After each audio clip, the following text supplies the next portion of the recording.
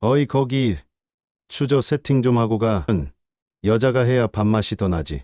네. 저는 배달원인데요. 환불당하고 싶어. 시키면 시키는 대로 해. 오늘의 이야기는 65세 대기업을 이끄는 강도연 회장과 이제 막 사회초년생 된 이민재 양의 이야기입니다. 70을 바라보는 나이에도 강도연 회장의 뒷모습은 늘 곱게 펴져 있었습니다. 65의 나이가 무색하게 그의 눈빛은 여전히 날카로웠고 한치의 흐트러짐도 허용하지 않는 듯한 단정한 양복은 그의 원칙주의를 대변하는 듯 했습니다. 오늘도 어김없이 그는 창밖으로 서울의 전경을 내려다보며 깊은 생각에 잠겨 있었죠. 회장님, 손녀분이 오셨습니다. 비서의 목소리에 강도연은 천천히 고개를 돌렸습니다. 문이 열리고 23살의 젊은 여성 이민재가 들어섰습니다. 키가 크고 날씬한 체형이었지만 그녀의 눈빛에는 강인함이 묻어났어요. 부모를 일찍 잃었음에도 불구하고 민재는 씩씩하게 자신의 삶을 개척해 나가고 있었습니다. 할아버지, 부르셨어요? 민재의 목소리는 차분했어요. 강도연은 천천히 자리에서 일어나 손녀를 맞이했습니다. 그래, 어서 앉거라. 오랜만에 얼굴 보니 반갑구나. 두 사람은 소파에 나란히 앉았습니다. 강도연이 차를 따라주며 입을 열었어요. 민재야, 너도 이제 23이니 진로에 대해 생각해 볼 때가 됐지. 우리 회사에서 일해보지 않겠니? 내가 원하는 부서에 배치해 줄 수 있어. 민재는 차를 한 모금 마신 후 고개를 가볍게 저었습니다. 감사합니다만 제 힘으로 해보고 싶어요. 지금은 배달 아르바이트로 생활비를 벌고 있습니다. 강도연의 얼굴에 미세한 실망감이 스쳤지만 그는 감정을 드러내지 않으려 애썼어요. 내 뜻을 존중한다. 하지만 언제든 마음이 바뀌면 말해주렴. 할아버지는 왜 저에게 갑자기 제안을 하시는 거죠? 아버지도 밑바닥부터 시작하셨다고 들었는데요. 강도연의 눈빛이 잠시 흔들렸습니다. 그의 아들, 민재의 아버지를 떠올린 듯 했어요. 그랬지. 내 아버지도 처음엔 그랬었지. 하지만 세상은 냉혹하단다. 내가 걱정돼서 그런 거야. 걱정 마세요. 저는 제 길을 찾아갈 겁니다. 민재의 단호한 목소리에 강도연은 더 이상 뭐라 말하지 않았습니다. 그저 묵묵히 손녀의 모습을 바라보았죠. 강인함과 고집스러움이 자신을 닮았다고 생각하니 왠지 모를 자부심이 느껴졌습니다. 대화를 마치고 민재가 돌아간 후 강도연은 다시 창가로 걸어갔어요. 서울의 빌딩 숲을 내려다보며 그는 깊은 생각에 잠겼습니다. 평생 원칙을 지키며 살아왔고 그 원칙은 가족에게도 예외가 없었습니다. 자신의 아들에게도 특혜를 주지 않았고 그 결과 아들은 자신의 회사에서 성공적으로 자리매김했지만 그 과정에서 부자 관계는 냉랭해졌었죠. 민재야, 내 아버지와는 달리 내가 행복했으면 좋겠구나. 강도연의 중얼거림은 넓은 사무실에 홀로 울려 퍼졌습니다. 다음 날 아침 민재는 여느 때와 같이 오토바이를 타고 배달을 시작했습니다. 햇살이 따스한 봄날이었지만 그녀에게는 분주한 하루의 시작일 뿐이었어요. 여러 곳을 오가며 배달을 하던 중 그녀는 예상치 못한 주문을 받았습니다.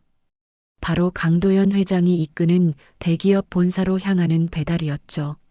이게 우연인가? 민재는 헬멧을 고쳤으며 중얼거렸습니다. 할아버지를 만날 가능성은 낮다고 생각하며 그녀는 본사 빌딩을 향해 출발했어요. 반짝이는 유리창으로 뒤덮인 고층 빌딩이 민재의 시야에 들어왔습니다. 강도연 회장이 일군 대기업의 본사였죠. 민재는 배달용 오토바이를 세우고 음식이 담긴 가방을 들었습니다. 평소 같았으면 그저 스쳐 지나갔을 빌딩이지만 오늘은 다른 감정이 들었어요. 이곳은 할아버지의 삶이 고스란히 담긴 공간이었으니까요. 배달 왔습니다. 민재는 로비에서 경비원에게 말했습니다. 근무복을 입은 경비원은 민재를 위아래로 훑어보더니 안내 데스크로 안내했어요. 15층 이태경 부장님 앞으로 온 배달입니다. 안내 데스크 직원이 확인한 뒤 민재에게 임시 출입증을 건넸습니다. 엘리베이터에 오른 민재는 15층 버튼을 눌렀습니다. 문이 닫히려는 순간 누군가 급하게 손을 뻗어 문을 막았어요. 잠시만요.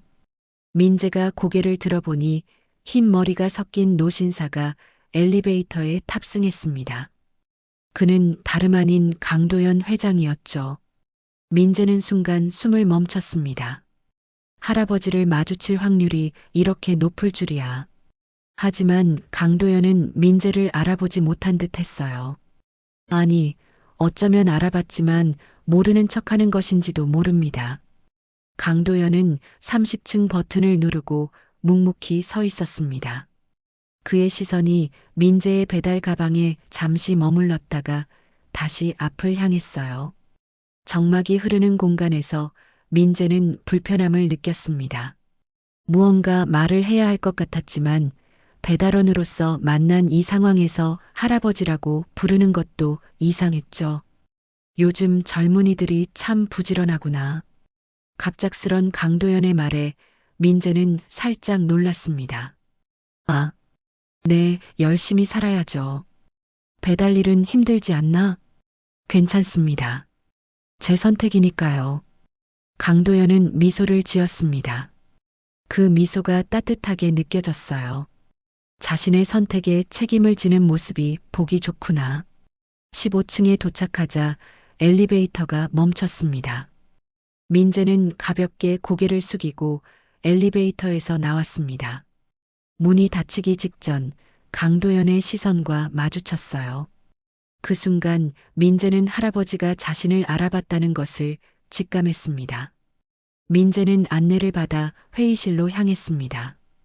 회의실 문을 열자 여러 명의 회사원들이 테이블에 둘러앉아 있었어요. 아, 배달 왔네. 여기 놓으면 돼. 중년의 남성이 민재를 향해 손짓했습니다. 그는 다름 아닌 이태경 부장이었죠. 민재는 조용히 다가가 음식을 테이블 위에 놓았습니다. 그리고 결제를 확인하려는데 이태경이 갑자기 목소리를 높였어요. 이거 그냥 두고 가지 말고 여기 상 차려. 반찬 뚜껑도 열어주고 숟가락도 놔. 민재는 잠시 당황했습니다. 배달원의 역할은 음식을 전달하는 것까지였지만 이태경은 마치 그녀를 식당 서빙 직원처럼 대하고 있었어요. 회의실 안의 직원들은 모두 눈치를 보며 침묵했습니다. 저는 배달만 하는 사람입니다만. 민재가 조심스럽게 말했지만 이태경은 더욱 강압적인 태도를 보였어요. 뭐, 배달비 다 받았으면 서비스도 해야지. 안 그래? 주변의 직원들은 불편한 기색이 역력했지만 누구도 나서서 말리지 않았습니다. 민재는 잠시 고민했지만 결국 요구대로 음식 뚜껑을 열고 숟가락과 젓가락을 정리했어요. 그녀의 자존심은 상처를 입었지만 직업에 대한 책임감으로 참아내려 했습니다. 그 모습을 건물 최상층의 CCTV 모니터로 지켜보던 강도연의 표정이 굳어졌습니다. 그의 회사에서 벌어지는 일이었고 그것도 자신의 손녀에게 행해지는 무례한 행동이었어요. 강도연은 조용히 전화를 들어 경비팀에 지시를 내렸습니다. 15층 회의실 상황을 계속 모니터링하게. 그리고 이태경 부장의 행동을 모두 기록해둬. 이태경 부장의 갑질은 여기서 그치지 않았습니다. 민재가 모든 음식을 세팅하고 자리를 떠나려 하자 그는 다시 한번 민재를 불러 세웠어요. 잠깐, 어디가? 이것 좀 확인해봐. 이태경은 국을 가리키며 말했습니다. 내가 직접 국도 떠봐. 너무 뜨거우면 환불할 건데? 민재의 얼굴이 굳었습니다. 그녀의 눈빛에 분노가 스쳤지만 그녀는 최대한 감정을 누르려 애썼어요. 주변의 직원들은 이 광경을 지켜보면서도 아무 말도 하지 못했습니다. 모두가 이태경의 평소 행동을 알고 있었지만 그의 권력 앞에서는 침묵할 수밖에 없었죠. 저는 배달원입니다. 음식의 온도는 제가 결정하는 것이 아니고 민재가 차분하게 대응하려 했지만 이태경은 그녀의 말을 자르며 목소리를 높였습니다. 뭐, 이런 간단한 일도 못해? 내가 가져온 음식이니까 책임지라는 거야. 민재는 마지못해 국을 체크하려 몸을 숙였습니다.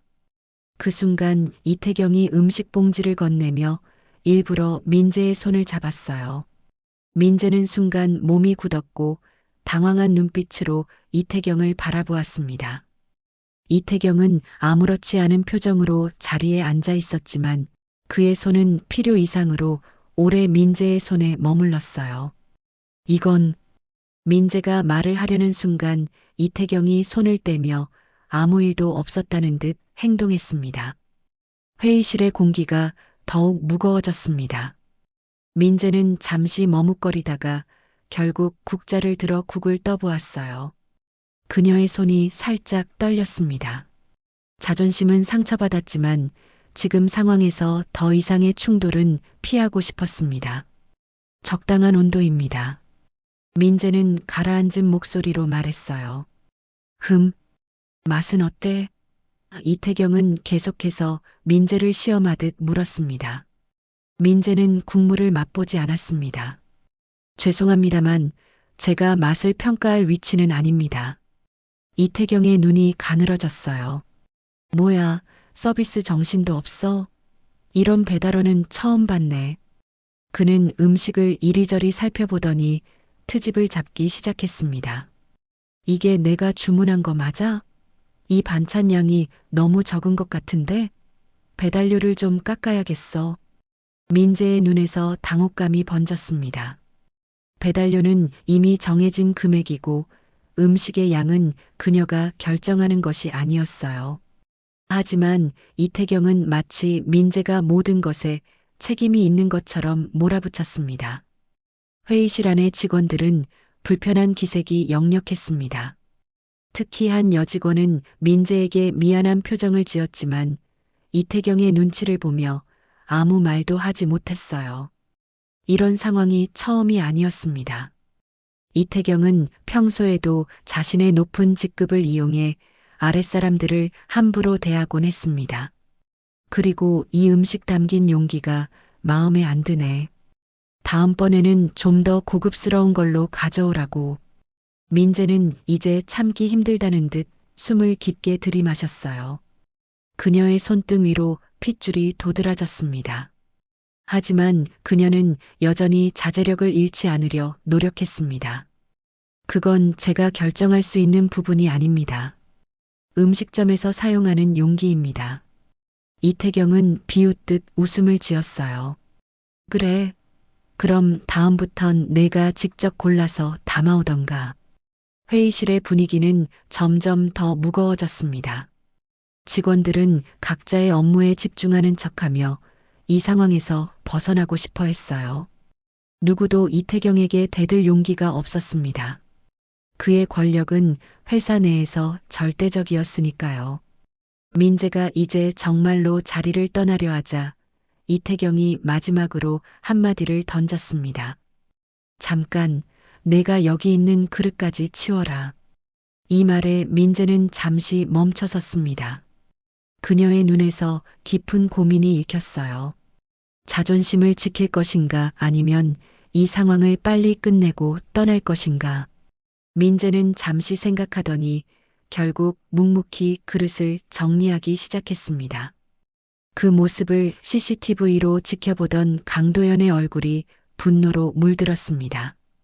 그는 자신의 회사에서 이런 일이 벌어지고 있다는 사실에 충격을 받았어요. 더구나 그 대상이 자신의 손녀라는 점이 더욱 그를 괴롭게 했습니다. 이럴 수가. 강도연은 낮은 목소리로 중얼거렸습니다. 그의 눈에는 복잡한 감정이 어려 있었어요. 한편으로는 민재가 자신의 지위를 밝히지 않고 묵묵히 견디는 모습이 대견했지만 다른 한편으로는 이런 부당한 대우를 그냥 넘길 수 없다는 생각이 들었습니다. 이건 내 회사에서 일어나는 일이라니. 강도연의 눈빛이 점점 더 단호해졌어요. 그는 결심한 듯 자리에서 일어났습니다. 민재는 마침내 회의실을 빠져나왔습니다. 그녀의 표정은 어두웠지만 눈빛만은 여전히 강인했어요. 복도를 걸으며 그녀는 방금 겪은 상황을 되돌아보았습니다. 어떻게 그런 대우를 참을 수 있었는지 스스로도 의아했어요.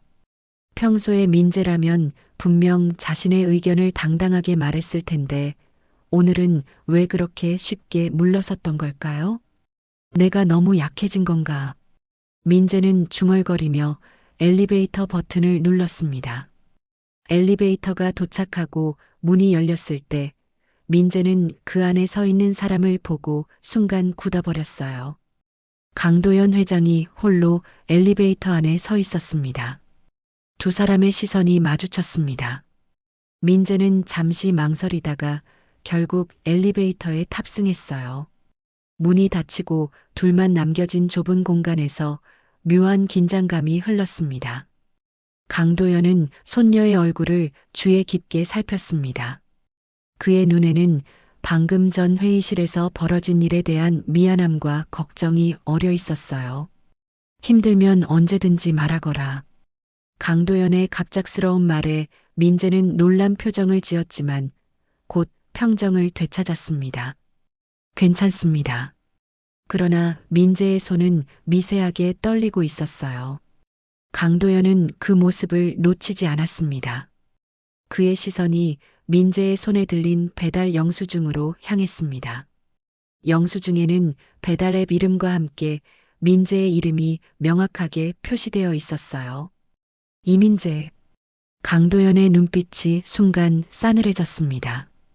그는 이미 CCTV를 통해 손녀가 겪은 부당한 대우를 목격했지만 실제로 그 영수증을 확인하니 더욱 분노가 치밀었어요. 자신의 회사에서 자신의 손녀가 이런 취급을 받았다는 사실이 그를 괴롭게 했습니다. 요즘 젊은이들이 참 대단하구나. 어떤 일도 마다하지 않고. 민재는 할아버지의 말에 가볍게 고개를 끄덕였습니다. 삶이란 원래 그런 거죠. 때로는 어려운 상황도 겪어봐야 성장하니까요. 강도연은 민재의 말에 깊은 생각에 잠겼습니다. 자신의 원칙주의가 가져온 결과를 보는 것 같았어요. 자신은 항상 모든 사람이 자신의 위치에서 최선을 다해야 한다고 믿었습니다. 그리고 그 원칙은 가족에게도 예외가 없었죠. 하지만 지금 그의 앞에 서 있는 손녀는 그런 원칙이 얼마나 냉혹할 수 있는지 보여주고 있었습니다. 내가 옳을지도 모르겠구나. 민재는 할아버지의 갑작스러운 고백에 의아한 표정을 지었어요. 그러나 더 이상의 대화는 오가지 않았습니다. 엘리베이터가 1층에 도착하고 문이 열렸습니다. 먼저 나가세요. 민재가 양보하자 강도연은 고개를 저었습니다. 아니, 자네가 먼저 가게. 민재는 가볍게 인사를 하고 엘리베이터에서 나왔습니다. 그리고 로비를 향해 걸어가기 시작했어요. 그녀의 뒷모습을 바라보던 강도연의 눈에 결연한 의지가 깃들었습니다. 그는 엘리베이터 안에서 전화를 꺼내 들었습니다. 비서실장에게 연결해주게. 잠시 후 비서실장의 목소리가 전화기 너머로 들렸습니다. 네, 회장님. 무슨 일이십니까? 지금 당장 이태경 부장을 내 사무실로 불러. 아니, 잠깐. 1층 로비로 내려오라고 해. 3번 게이트로. 비서실장은 잠시 당황한 듯 했지만 곧 침착하게 대답했습니다. 알겠습니다, 회장님. 그의 눈빛에는 단호함이 묻어났어요. 오랜 세월 자신이 세운 원칙들을 다시 한번 되돌아보는 시간이었습니다. 원칙은 중요했지만 그 원칙이 사람을 무시하는 방향으로 흘러가서는 안 된다는 것을 그는 이제야 깨닫고 있었어요. 한편 회사를 빠져나온 민재는 오토바이 앞에 서서 잠시 생각에 잠겼습니다. 오늘 겪은 일은 분명 불쾌했지만 동시에 그녀에게 많은 생각을 하게 만들었어요. 세상은 때로 불공평하고 이해할 수 없는 일들로 가득 차 있었습니다. 하지만 그럼에도 불구하고 자신의 길을 꿋꿋이 걸어가야 한다는 것, 그것이 민재가 항상 믿어온 가치였죠. 다음 배달지로 가야겠다. 민재는 헬멧을 쓰려다 문득 회사 건물을 올려다보았습니다. 그리고 그 순간 로비에서 급하게 뛰어나오는 한 남자를 발견했어요. 바로 이태경 부장이었습니다. 그의 얼굴은 당황스러움으로 가득 차 있었고 평소의 오만한 모습은 온데간데 없이 사라졌죠. 민재는 이태경이 왜 그렇게 급하게 움직이는지 궁금했지만 더 이상 신경 쓰지 않기로 했습니다. 그녀는 헬멧을 쓰고 오토바이에 올라탔어요. 이태경 부장은 숨을 헐떡이며 회사 건물 밖으로 뛰어나왔습니다. 회장님의 갑작스러운 호출에 그는 당황했고 그 어느 때보다 긴장한 상태였어요. 회장님이 직접 1층으로 내려와 만나자고 한 적은 이전에 없었기 때문입니다. 게다가 무슨 일인지 전혀 알 수 없었죠. 3번 게이트. 3번 게이트가 어디지? 이태경은 주변을 두리번거리며 서둘러 움직였습니다. 그때 민재가 오토바이에 올라타는 모습이 눈에 들어왔어요. 민재와 눈이 마주쳤지만 이태경은 급한 마음에 그녀를 무시하고 3번 게이트를 찾아 뛰어갔어요. 3번 게이트에 도착한 이태경의 얼굴은 이미 땀으로 범벅이 되어 있었습니다. 그곳에는 강도연 회장이 차분하게 서 있었어요. 그의 단정한 모습과는 대조적으로 이태경은 흐트러진 모습이었습니다. 회장님 부르셨습니까? 이태경은 숨을 고르며 공손하게 인사했어요. 강도연은 이태경을 똑바로 쳐다보았습니다. 그의 눈빛은 차갑고 날카로웠어요. 이태경 부장, 방금 전 15층 회의실에서 있었던 일에 대해 설명해 보게. 이태경의 얼굴이 순간 굳었습니다. 그는 머릿속으로 15층 회의실에서 있었던 일들을 빠르게 떠올렸어요. 배달원을 대했던 자신의 행동이 문득 생각났지만 회장님이 그것을 알 리가 없다고 생각했습니다. 15층 회의실에서요? 아, 네. 프로젝트 회의를 진행했습니다. 모든 것이 계획대로 진행 중입니다. 강도연의 표정이 더욱 차가워졌어요. 그것 말고 배달원에게 한 행동 말일세. 이태경의 얼굴이 창백해졌습니다. 어떻게 회장님이 그 사실을 알게 되었는지 의아했지만 거짓말을 할 수는 없었어요. 아, 그것은 사소한 일이었습니다. 업무 스트레스로 인해 조금 예민해져 있었던 것 같습니다. 사소한 일? 강도연의 목소리가 한 톤 높아졌습니다. 내 회사에서 이런 행동이 벌어지고 있었다니 믿기 힘드는군. 주변의 직원들과 방문객들이 이 상황을 힐끔거리며 지켜보기 시작했어요. 이태경의 얼굴은 이제 공포로 가득 찼습니다. 회사의 최고 권력자 앞에서 질책을 받는 것은 그의 경력에 치명적일 수 있었죠. 정말 죄송합니다, 회장님. 다시는 그런 일이 없도록 하겠습니다. 강도연은 고개를 저었습니다. 말로만 사과하는 건 의미가 없네. 직접 해봐야 알겠지? 이태경이 당혹스러운 표정을 지었습니다.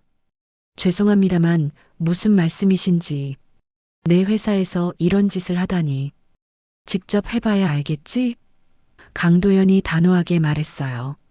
여기 테이블이 보이나? 내가 배달원에게 시킨 것처럼 똑같이 세팅해보게. 이태경의 얼굴이 하얗게 변했습니다. 주변에 있던 모든 사람들의 시선이 그에게로 향했어요. 로비에 있던 직원들도 이 상황을 지켜보기 시작했습니다. 그러나 강도연의 눈빛은 단호했고 이태경은 어쩔 수 없이 그의 명령에 따를 수밖에 없었습니다. 로비 한쪽에 마련된 작은 테이블로 이태경이 다가갔습니다. 그의 손이 떨렸어요. 강도연은 그 모습을 냉정하게 지켜보았습니다. 자, 이제 시작하게. 음식 뚜껑을 열고 숟가락을 놓고 모든 것을 배달원에게 시켰던 대로 하게. 이태경은 얼굴이 붉어진 채로 테이블을 세팅하기 시작했습니다. 그의 움직임은 어색했고 주변의 시선을 의식해 더욱 불안해 보였어요. 모든 직원들이 숨을 죽이고 지켜보는 가운데 그는 강도연의 명령대로 테이블을 차렸습니다. 이제 국을 떠서 맛보게. 이태경의 눈이 커졌습니다. 하지만 회장님, 배달원에게 했던 것처럼 말일세. 이태경은 손을 떨며 국자를 들었습니다. 그의 얼굴은 이제 완전히 붉게 물들었어요. 그는 국을 떠서 맛보았고 굴욕감에 얼굴을 들지 못했습니다. 강도연은 주변의 모든 사람들이 이 광경을 보고 있다는 것을 잘 알고 있었습니다. 그는 의도적으로 이 장면을 공개적으로 연출했어요. 이것은 단순한 징계가 아니라 회사 전체에 대한 강력한 메시지였습니다. 이태경 부장 강도연이 차분하게 말했습니다. 우리 회사는 사람을 존중하는 기업이네. 직급이 높다고 해서 다른 사람을 함부로 대할 권리는 없어. 특히 자신의 일을 성실히 수행하는 사람들에게는 더욱 그렇지. 강도연은 이태경에게 더 가까이 다가갔습니다. 그의 목소리는 낮았지만 주변의 모든 사람이 들을 수 있을 만큼 명확했어요. 그리고 다른 사람의 신체를 불필요하게 접촉하는 행동은 절대 용납되지 않네. 그것이 무심코 한 행동이라 해도 말이야. 이태경의 얼굴이 창백해졌습니다. 그는 곧바로 그 말의 의미를 이해했어요. 강도연이 CCTV를 통해 민재의 손을 잡았던 장면까지 모두 지켜보고 있었다는 사실을 깨달은 것입니다. 로비에 모인 사람들의 표정에서 조용한 환호의 기색이 느껴졌습니다.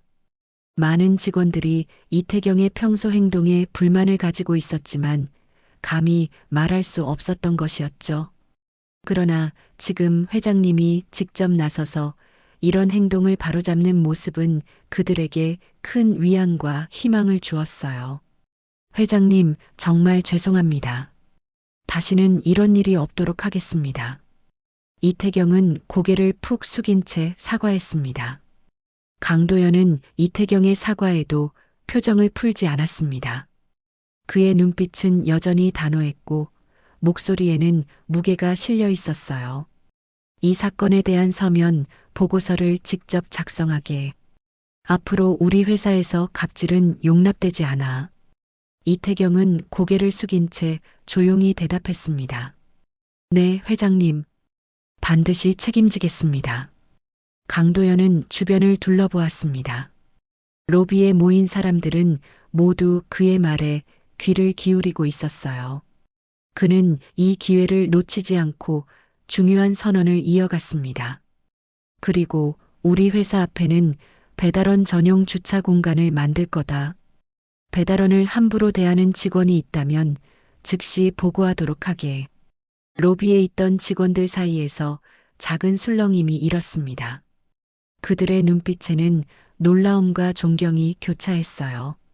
강도연 회장이 항상 원칙주의자로 알려져 있었지만 이렇게 직접 나서서 약자의 편에 서는 모습은 새로웠기 때문입니다. 한편 회사 밖 주차장에서 오토바이에 올라 막 출발하려던 민재는 우연히 로비에서 벌어지는 광경을 목격했습니다. 유리창을 통해 그녀는 할아버지가 이태경 부장에게 무언가를 강하게 말하는 모습을 보았어요.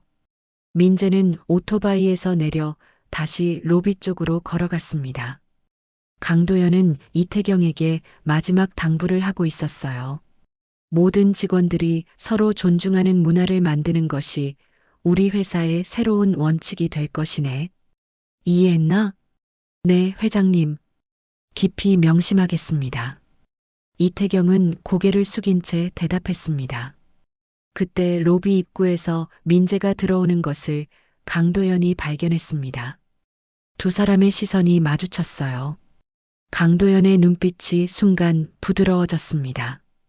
그는 이태경에게 돌아가도 좋다는 신호를 보내고 천천히 민재 쪽으로 걸어갔어요.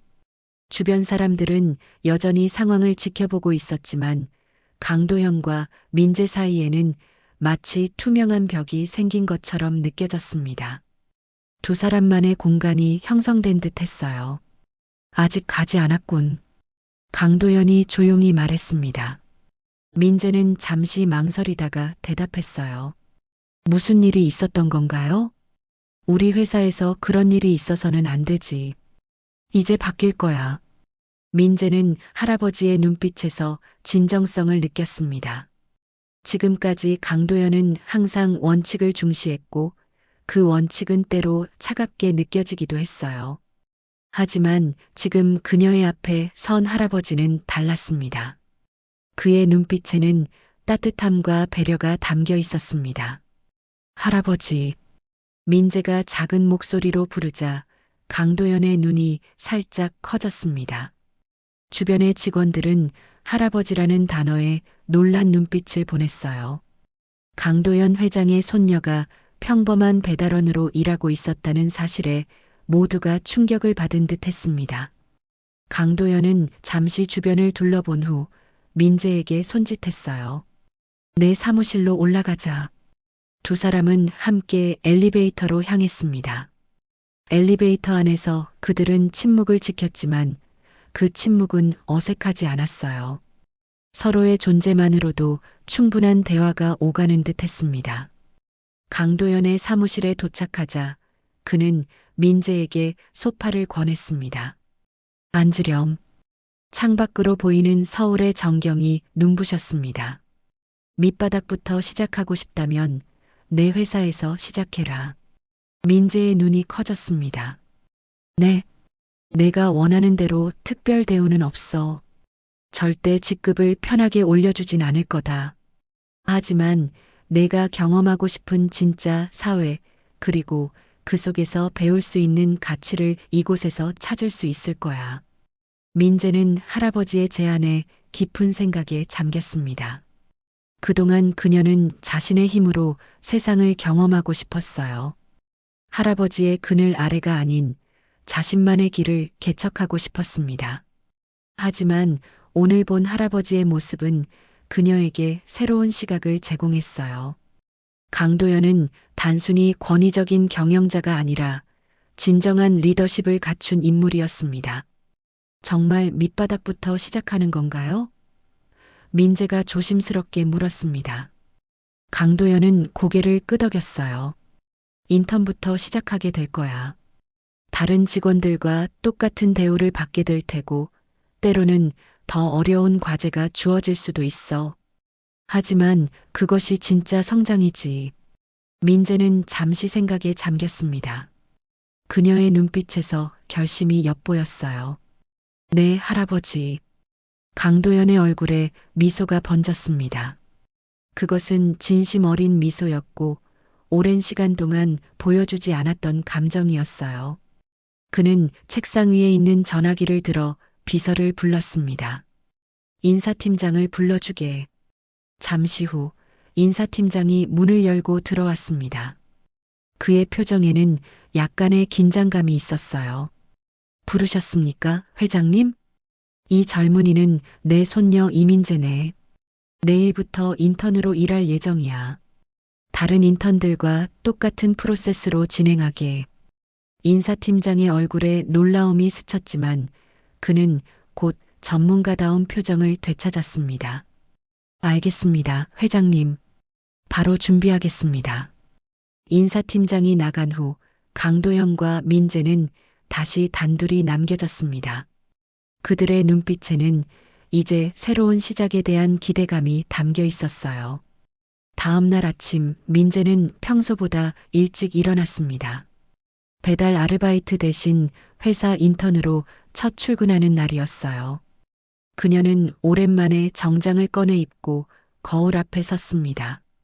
낯설게 느껴지는 정장 차림의 자신을 바라보며 깊은 숨을 내쉬었어요. 회사에 도착한 민재는 로비에서 인사팀 직원의 안내를 받았습니다. 그녀는 다른 새로운 인턴들과 함께 오리엔테이션에 참석했어요. 아무도 그녀가 회장의 손녀라는 사실을 모르는 듯 했습니다. 강도연이 직접 당부했을 것이라고 민재는 짐작했어요. 여러분 환영합니다. 오늘부터 여러분은 우리 회사의 일원으로서 함께 성장해 나갈 것입니다. 인사팀장의 환영사가 이어졌고 민재는 진지하게 그 말을 경청했습니다. 그녀에게 이곳은 더 이상 할아버지의 회사가 아닌 자신이 성장해 나갈 무대였어요. 오리엔테이션이 끝난 후 민재는 마케팅팀에 배치되었습니다. 그녀가 대학에서 경영학을 전공했고 특히 마케팅에 관심이 있었기 때문이었어요. 팀에 도착하자 팀장이 그녀를 맞이했습니다. 이민재 씨죠? 환영합니다. 저는 마케팅팀 팀장 박지연입니다. 박지연 팀장은 35 정도로 보이는 여성이었습니다. 그녀의 눈빛은 날카로웠지만 동시에 따뜻함도 느껴졌어요.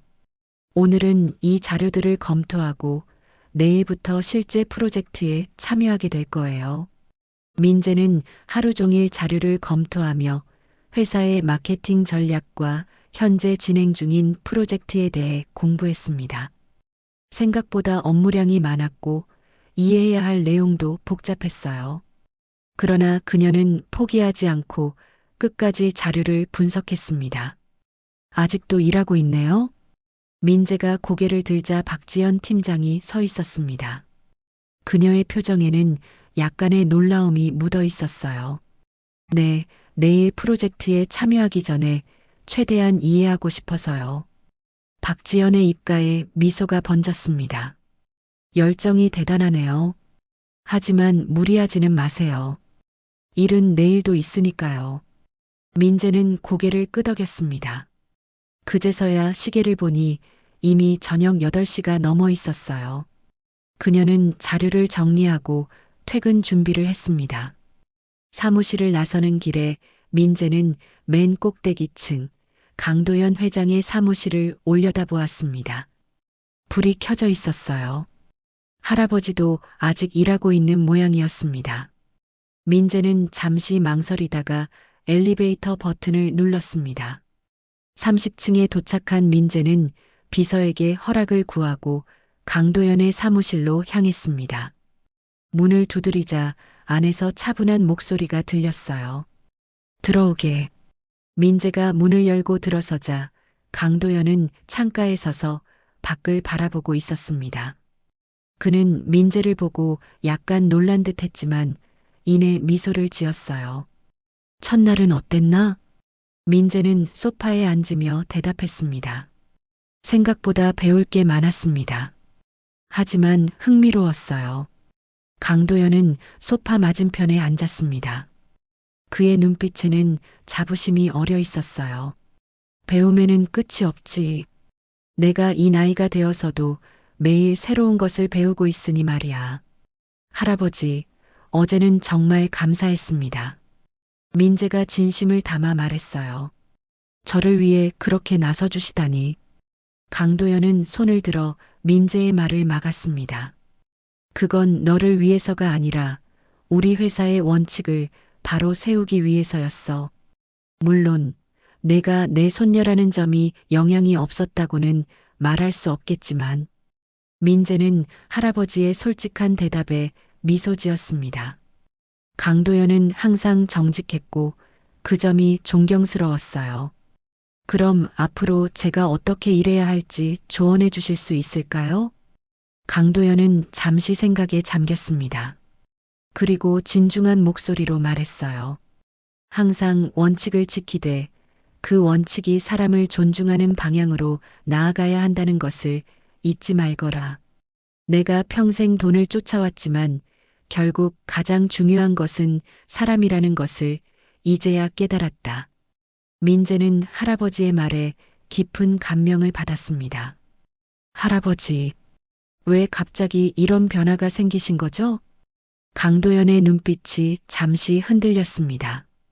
그는 창밖을 바라보며 천천히 대답했어요. 내 아버지, 내 아들을 생각했기 때문이야. 나는 그에게 항상 원칙만을 강조했고 따뜻한 말 한마디 해주지 못했다. 그리고 그런 후회를 너에게는 반복하고 싶지 않았어. 민재의 눈에 맺힌 눈물이 빛났습니다. 그녀는 자신의 아버지에 대한 이야기를 들을 때마다 가슴이 아팠어요.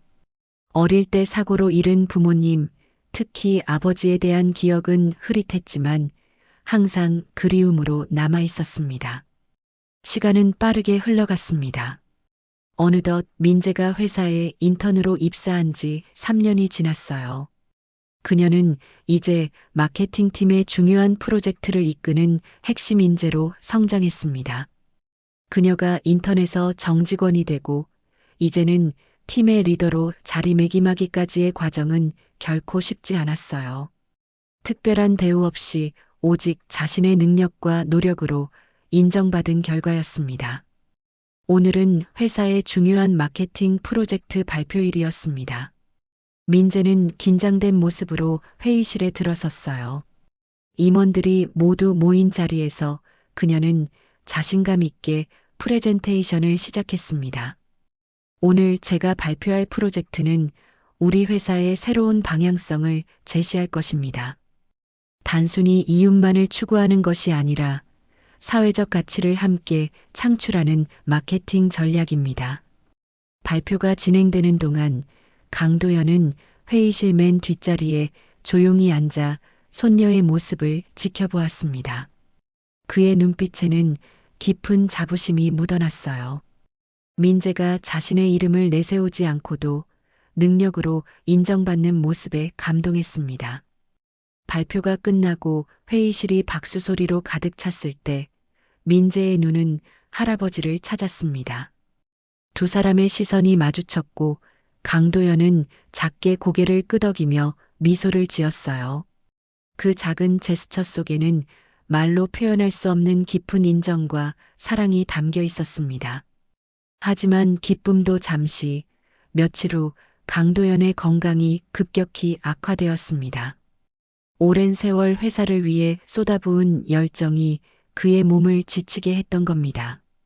병원 침대에 누운 강도연은 약해진 모습이었지만 여전히 그의 눈빛만은 강인했어요. 민재는 매일 병원을 찾아 할아버지의 손을 잡고 이야기를 나누었습니다. 그들은 회사 이야기, 민재의 어린 시절 이야기, 그리고 민재의 아버지에 대한 추억들을 나누었어요. 어느 저녁 강도연은 평소보다 더 약해진 목소리로 민재를 불렀습니다. 민재야, 네 할아버지, 여기 있어요. 민재는 할아버지의 손을 더 꼭 잡았습니다. 내가 평생 돈을 벌기 위해 살았다고 생각했는데 사실은 그게 아니었다는 걸 이제야 깨달았구나. 민재는 조용히 할아버지의 말에 귀를 기울였어요. 돈이 아니라 사람이 가장 중요한 거다. 난 내 아들에게 따뜻한 말 한마디 해주지 못한 걸 가장 후회한다. 하지만 넌 다르구나, 민재야. 강도연의 눈에 맑은 눈물이 고였습니다. 그는 평생 감정을 숨기며 살아온 사람이었기에 이런 모습은 매우 드문 일이었어요. 할아버지가 해주신 말씀 잊지 않을게요. 사람이 가장 중요하다는 걸요. 강도연은 미소를 지었습니다. 넌 이미 알고 있었던 거야. 내가 너에게 배운 거지. 민재의 눈에서도 눈물이 흘러내렸습니다. 그녀는 할아버지의 손을 꼭 잡았어요. 그들 사이에는 말로 표현할 수 없는 깊은 유대감이 흐르고 있었습니다. 몇 주 후 강도연은 평화롭게 눈을 감았습니다. 장례식은 조용하고 품위 있게 진행되었고 많은 사람들이 그를 추모하기 위해 모였어요. 특히 회사의 직원들은 진심 어린 슬픔을 표했습니다. 강도연의 마지막 몇 년간 회사 문화가 얼마나 긍정적으로 변화했는지 모두가 느끼고 있었기 때문이었죠. 장례식이 끝난 후 민재는 할아버지의 유품을 정리하며 작은 일기장을 발견했습니다. 일기장을 펼치자 강도연이 남긴 마지막 글이 눈에 들어왔어요. 내 인생의 가장 큰 성공은 회사를 일군 것이 아니라 민재라는 손녀를 얻은 것이다. 그녀는 내가 잊고 있던 진정한 가치를 일깨워 주었다. 민재의 눈에서 눈물이 흘러내렸습니다. 그녀는 일기장을 가슴에 안고 창밖을 바라보았어요. 서울의 전경이 눈앞에 펼쳐져 있었고 그 중에서도 할아버지의 회사 건물이 우뚝 서 있었습니다. 1년 후 민재는 회사의 이사로 승진했습니다.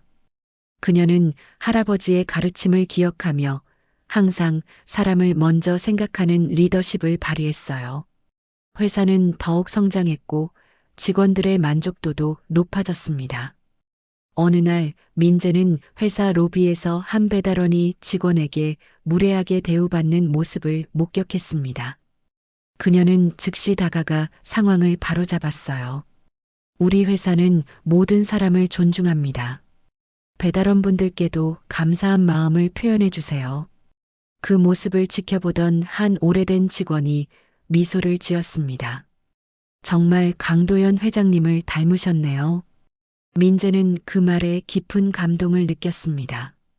할아버지의 유산은 건물이나 사업이 아니라 바로 이런 가치관이었어요. 사람을 존중하고 원칙을 지키되 그 원칙이 사람을 위한 것이어야 한다는 믿음.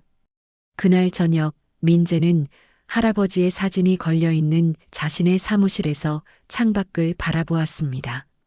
서울의 불빛이 아름답게 빛나고 있었어요. 할아버지, 잘 보고 계신가요? 저는 할아버지께서 가르쳐 주신 대로 살고 있어요. 사람이 가장 중요하다는 것을요. 창밖에서 불어오는 바람이 민재의 뺨을 스쳤고 그것은 마치 할아버지의 따뜻한 손길 같았습니다.